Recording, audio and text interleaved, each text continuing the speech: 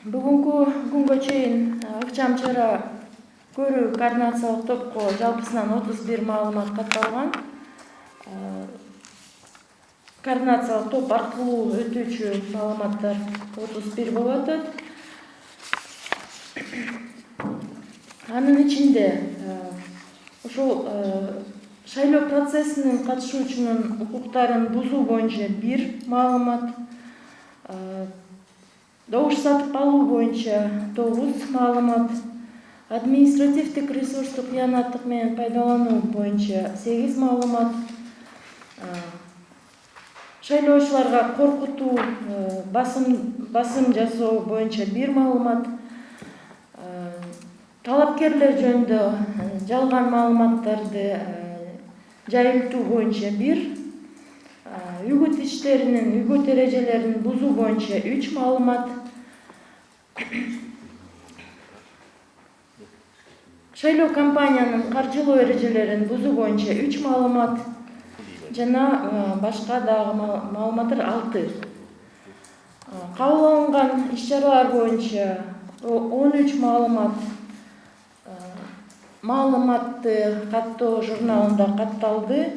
12 маалымат боюнча бузуулар тастыкталган жок. 2 билдирүү текшерүүдө азыр ушул 13төн.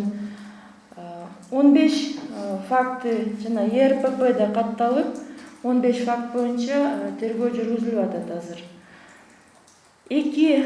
Анын ичинде 2 факт боюнча аймактык шайлоо комиссияларга берилген маалыматтар,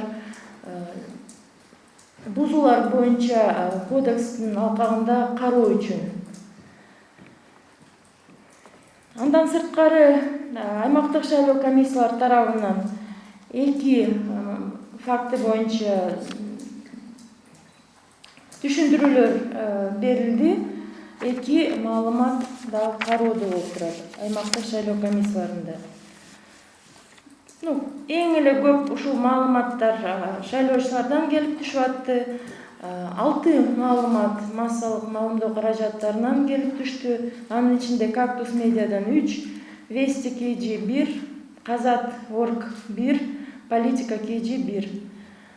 Талапкерлерден жана саясий партиялардан 8 маалымат келип түштү. Коомдук фондуларынан, коомдук бирикмелерден 2 маалымат. Анын ичинде бирөө жалпы иш коомдук уюмунан, бирөө ушул Комитет по защите чести и достоинства народа Кыргызстана деген уюмдан келип түштү. Ошондой эле аймактык шайлоо комиссияларынын демилгеси менен дагы 3 маалымат катталып, текшерүү жүргүзүлүп атат.